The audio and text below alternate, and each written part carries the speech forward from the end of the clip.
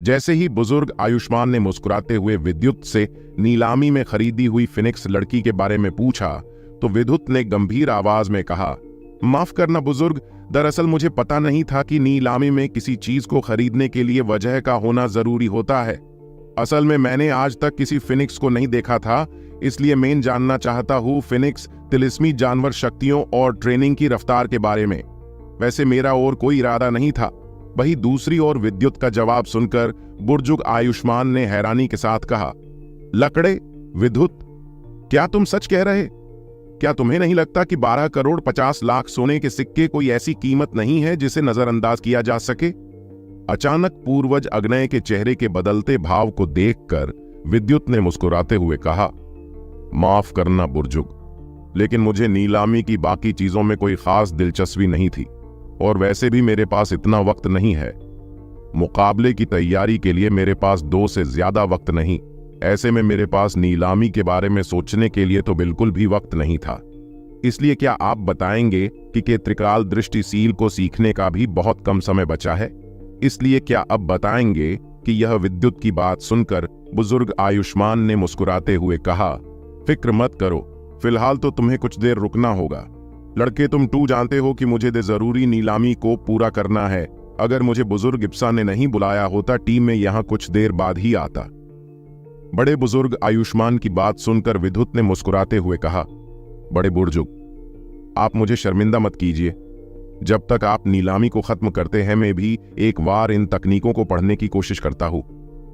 ऐसा कहते हुए विद्युत के चेहरे पर मुस्कुराहट थी, जिसे देखकर बुजुर्ग आयुष्मान ने गंभीर आवाज में कहा, नहीं लड़के विद्युत, तुम ऐसा नहीं कर सकते। शायद तुम नहीं जानते कि आत्मीय स्तर की सील बेहद ताकतवर और खतरनाक होती है, और अगर तुमने गलती से कोई गड़बड़ की तो शायद तुम इस संग्रहालय के आधे से ज्यादा हिस्से को बर्बाद कर दोगे।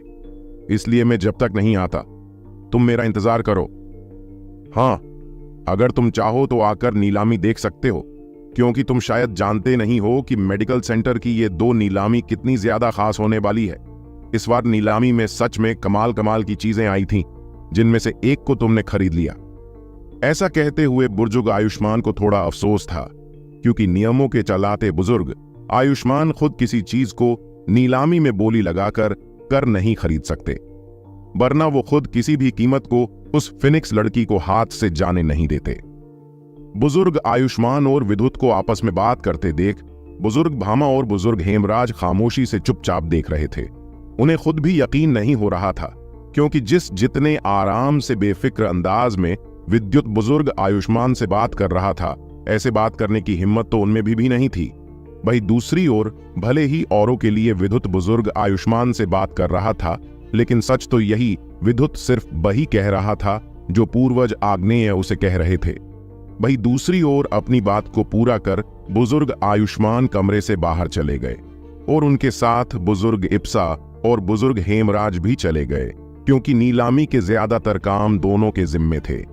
लेकिन उस कमरे अब भी एक ताकतवर इंसान विद्युत के साथ मौजूद था, जो और कोई नहीं खुद केमिस्ट बुजुर्ग भामा थे, जिन्होंने विद्युत के चेहरे पर परेशानी देखकर गंभीर आवाज में कहा, क्या हुआ विद्युत, तुम इतने परेशान क्यों हो? वही दूसरी ओर बुजुर्ग भामा की बात सुनकर विद्युत ने गंभीर आवाज में कहा, बुजुर्ग भामा, क्या आपके पास कोई जानकारी है कि मुझे बाकी 3 मूल तत्व शक्तियां कहां से मिलेगी? विद्युत के मुंह से और मूल तत्व शक्तियों के बारे में सुनते ही बुजुर्ग भामा ने मन ही मन जलन के साथ कहा, लोगों को एक मूल तत्व शक्ति अगर मिल जाती है तो वो खुद को खुशनसीब समझता है, लेकिन इस लड़के के पास पहले से 2 मूल तत्व शक्तियां होते हुए ये और मूल तत्व शक्ति की तलाश है। लेकिन बुजुर्ग भामा ऐसे इंसान नहीं थे जो अपने गुरूर के चलते विद्युत जैसे कबील जवान पीढ़ी के लड़के को नजरअंदाज करे, जिसके चलते उन्होंने विद्युत से गंभीर आवाज में कहा, लड़के, वैसे तो मैं खुद भी मूल तत्व शक्तियों की तलाश करना चाहता हूं, लेकिन मेडिकल सेंटर के बुजुर्ग बनने के बाद मैं कभी कोशिश ही नहीं कर पाया। खैर छोड़ो, अगर तुम सच में मूल तत्व शक्ति हासिल करना चाहते हो तो तुम्हें सबसे पहले अपनी शक्तियों को नश्वर सम्राट जितना ताकतवर करना होगा और वायु मूल तत्व शक्ति को पहले हासिल करना होगा, जो कि बहुत मुश्किल से मिलती है। बुजुर्ग भामा की बात सुनकर विद्युत एक पल के लिए हैरान नहीं हुआ, लेकिन उसे इतना समझ आ गया कि बुजुर्ग भामा को मूल तत्व शक्तियों के बारे में बहुत कुछ पता है। इसलिए उसने गंभीर होते हुए अपना पूरा ध्यान बुजुर्ग भामा की ओर रखा। वहीं दूसरी ओर विद्युत को बड़े गौर से अपनी ओर ध्यान देते देख केमिस्ट बुजुर्ग भामा ने मुस्कुराते हुए कहा, अगर तुम्हें वायु मूल तत्व शक्तियों को तलाश करना है तो तुम्हें स्टोन सिटी जाना चाहिए।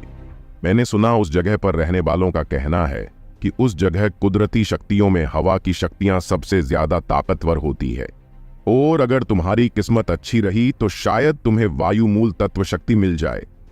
लेकिन बुजुर्ग भामा इतने पर चुप नहीं रहे और गंभीर आवाज में बोले, लेकिन लड़के, मुझे एक बात बताओ, तुम सभी मूल तत्व शक्तियों को क्यों हासिल करना चाहते हो?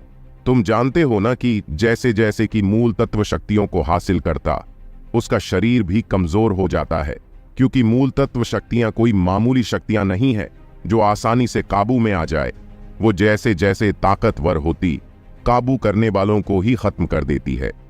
असल में विद्युत ये बात पहले से जानता था और शुरू में ऐसा कई बार हुआ था जब उसने धरा मूल तत्व शक्ति को अपने शरीर में कैद किया था।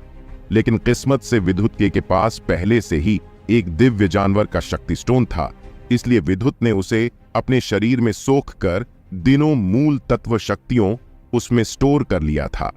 लेकिन विद्युत जानता था कि जैसे ही वो चौथी मूल तत्व शक्ति को हासिल करेगा, वो तिलिस्मी पत्थर भी उसकी ज्यादा मदद नहीं कर पाएगा। इसलिए उसे जल्द से जल्द कोई ऐसा तरीका ढूंढना होगा जिससे वो अपने शरीर को ऐसा बना सके कि पांचों मूल तत्व शक्ति भी उसका कुछ न बिगाड़ पाए। इसलिए विद्युत ने मुस्कुराते हुए बुजुर्ग भामा से गंभीर आवाज में कहा, मुझे ताकतवर बनना, बुजुर्ग भामा, और अपने दुश्मनों से बदला लेना है जिन्होंने मेरे दल और परिवार को बर्बाद किया। ऐसा कहते हुए विद्युत ने अपनी नजर तीनों स्क्रॉल पर की जो तेज रोशनी से चमक रहे थे। लेकिन विद्युत ने उन्हें अपने पास रखते हुए कहा, बुजुर्ग भामा, मुझे कोई फर्क नहीं पड़ता इसमें कितना खतरा है, मैं बस शक्तियां हासिल करना चाहता हूं। ऐसा कहते हुए विद्युत की आंखों में जानलेवा चमक थी। इसके लिए मैं कोई भी कीमत चुकानी पड़े।